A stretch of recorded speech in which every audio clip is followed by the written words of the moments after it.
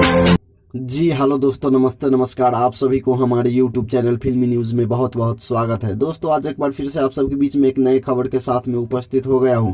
जैसे कि आप सबको बता दूं कि भोजपुरी के सुपरस्टार मेगा पावर स्टार के नाम से जानने वाले यंग मैन पवन सिंह जी का नया गाना रिलीज हुआ है, जिस गाने का बोल है मजनुआ पिटाता। जी हाँ दोस्तों, ये एक दर्दनायक और बहुत ही सैड सॉन्ग है, रुला देने वाला सैड सॉन्ग है। यह गाना यासी फिल्म पे रिलीज हुआ है और पब्लिक काफी ज्यादा पसंद कर रहा है। और व्यूज की बात की जाए तो मात्र 8 घंटा में, यानी कि 8 आवर में 1 मिलियन, मात्र 8 घंटा में 1 मिलियन लोगों ने प्यार दुलार दिया है, यानी कि व्यूज पाया है। और एकदम अलग लेवल का सॉन्ग है। गाना देखने के बाद एकदम रुला देता है यह गाना। जैसा सैड सॉन्ग है, भोजपुरी का सबसे बड़ा सैड सॉन्ग कहा जाए तो यह गाना है मजनुआ पिटाता। इस गाने का म्यूजिक की बात की जाए तो इस गाने में म्यूजिक दिया है प्रियांशु सिंह जी ने, जबकि लिरिक्स दिया है रोशन सिंह जी ने।